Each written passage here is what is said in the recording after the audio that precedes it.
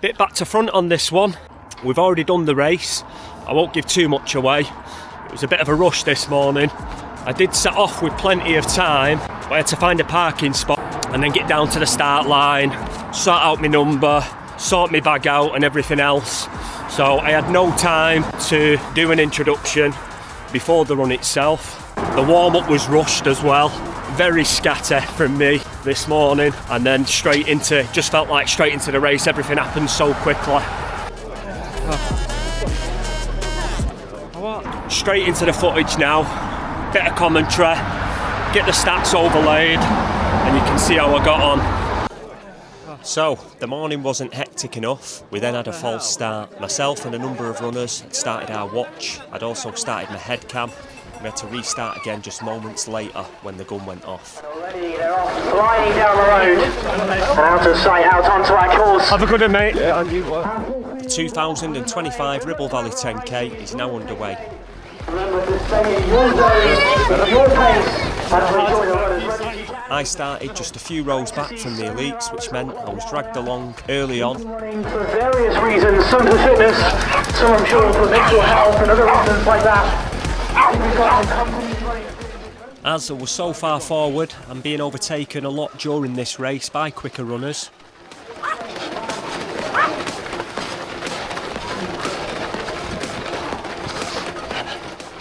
And there's a short downhill section at the beginning before the climbing began, and boy did we know about it.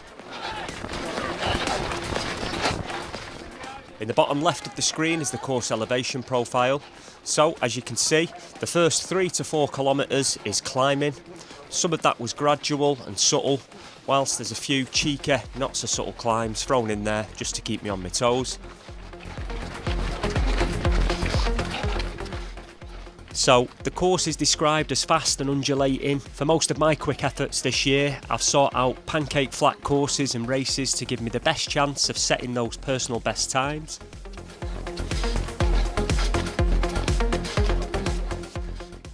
Now, this undulation may help some runners, particularly when picking up the pace downhill, but for me today, I used so much energy climbing that I was using the downhills just to recover. And I'm not particularly averse to hills where I live, there is plenty of them. I've just done a lot of my speed work and training on flat routes in the past 12 months, and it's during the first half of this race in particular where it shows.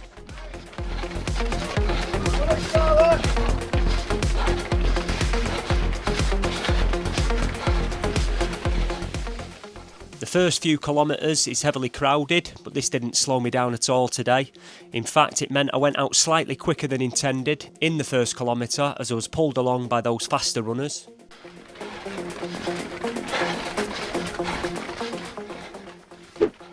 So the 1k split comes in at 3:40, a bit quicker than the pace I had planned to go out.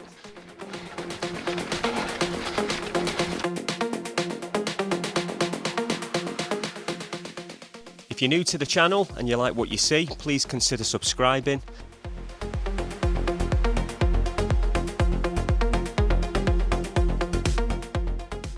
And don't forget to give the video a like, it does help to get the video out further on the YouTube algorithm.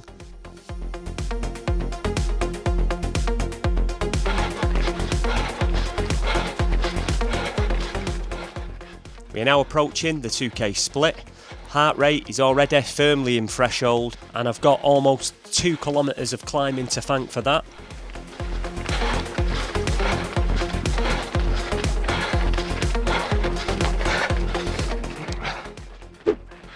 And the 2k split comes in at 3:53. That's more like the pace I had in mind for this one.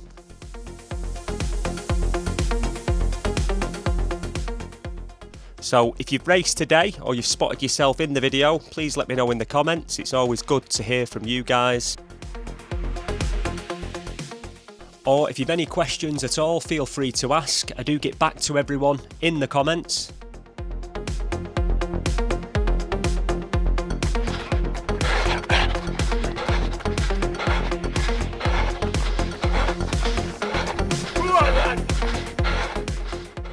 So closing in on the 3rd kilometre, and that comes in. It's identical to kilometre 2, 3:53.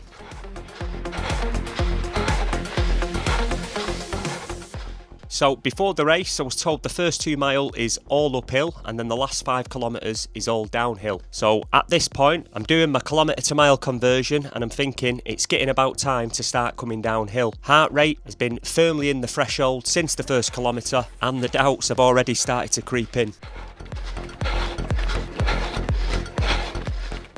So approaching 3.5k now, and I'm scouting in the distance for the start of this downhill I've been desperately waiting for, but it feels like we're still climbing at this point.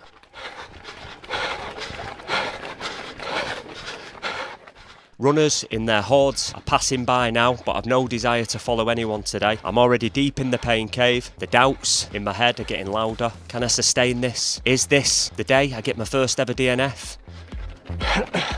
But I keep moving forward.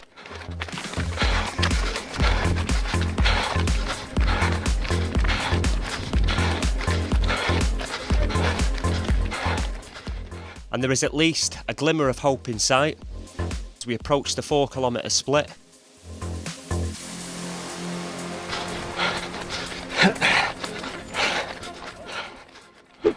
And that comes in at 4 flat. I was keeping an eye on the splits today and that was tough. Even the idea of holding that pace for another 6 kilometre is unimaginable at this point. I'm in full on survival mode.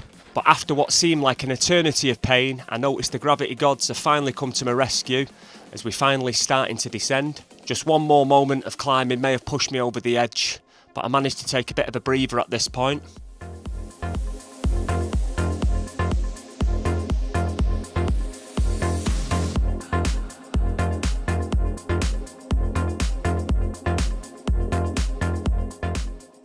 So as we approach the 5k split, I can see the runners in the distance. They're beginning to climb again. Please no, the hills have got to be almost done now.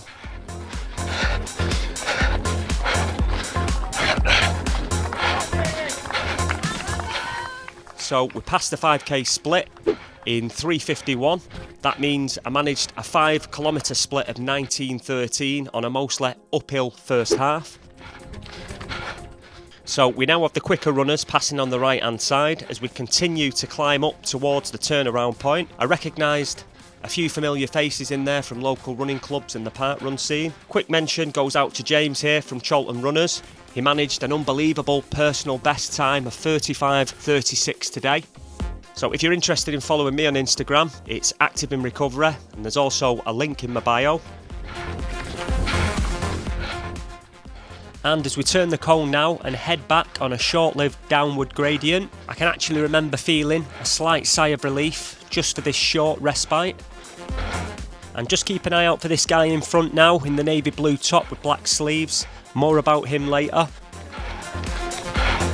Smashing it, Dominic.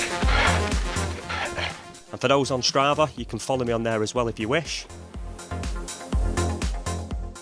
And the runners on the right hand side now are those just behind me making their way up to the turnaround point.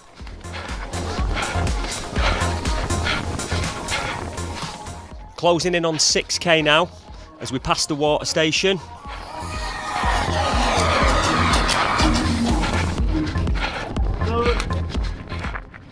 No thanks, not today. If you even attempt to stop or slow down for water, I don't think I could get going again or even finish this one. So closing in on the 6 kilometre mark now.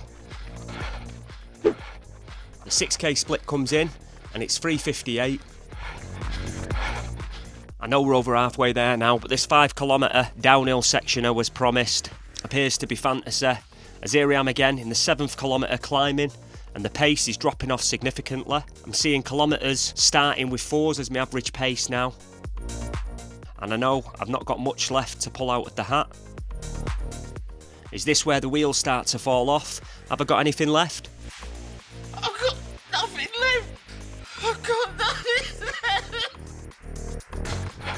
So we approach the 7k split now. And it's coming at 4:07.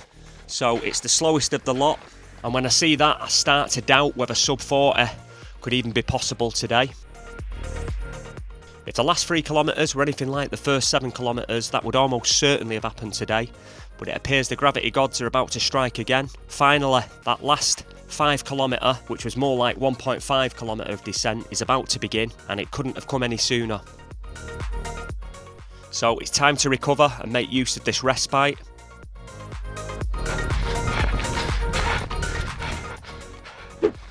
And the 8th kilometre comes in at 3:47, which gave me a huge confidence boost and kept the sub 40 still alive. So my head and my mindset switches at this point. I know it's only 2 kilometres left to dig in. I'm in pain, there's no doubt about that, but even the idea of finishing this race is bringing a great deal of relief at this point.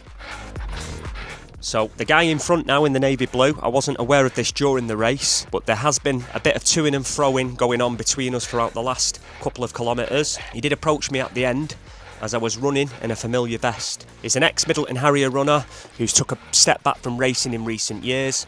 Spoiler alert, he does beat me today, and the time he ran today would put him in contention for an England Masters vest in the veteran 55 category for which he competes in. So look what we have here, another hill, and as I approach the peak I get snapped by the photographer.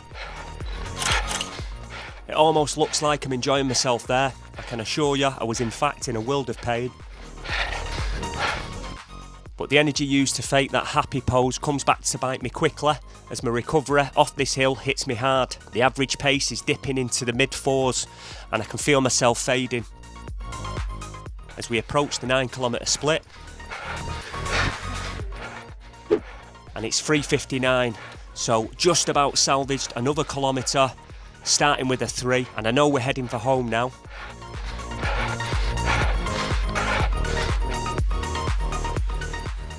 We're coming down now, and a bit of gravity assist comes into the rescue as I feel the speed ramping up.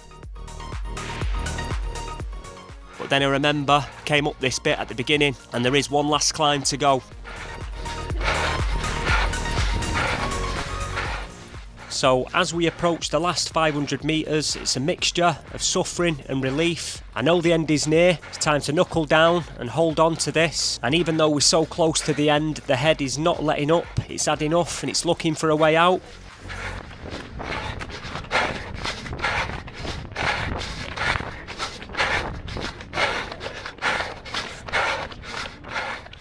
As we cross the bridge, I know the pace is looking good now in the low 3s, but we're about to hit with a short, sharp climb. And after that climb, it's the home straight.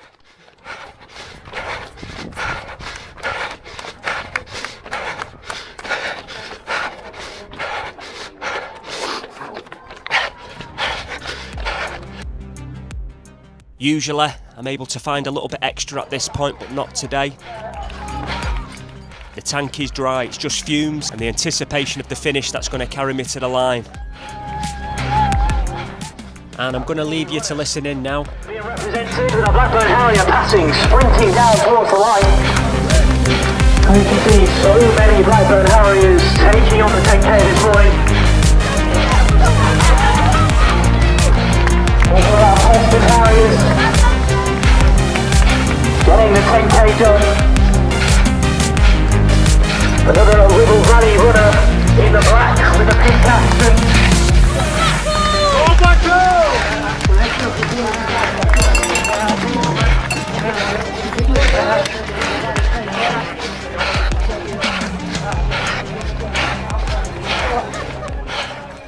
The final kilometre is a 3:50 and I had to take a cheeky knee here.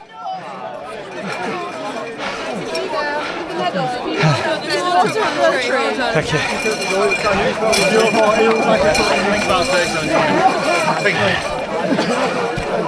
So there we go, we're ending the year with another PB.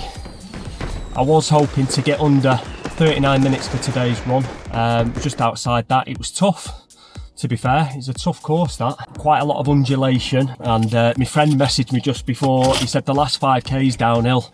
But there was a few cheeky hills in that last 5k, so there was a few downhills, which obviously helped, but I was just basically taking a breather on the downhills, preparing myself for the next uphill. But overall I enjoyed the race. It was great to meet Craig and brother Carl there today as well. I had a good chat with them at the end. Hey guys, alright. Craig and brother Carl there. How are you doing? Well, I'm alright now. Look, I've got You've the trophy back. He's got the trophy for now. It was good to meet them in person.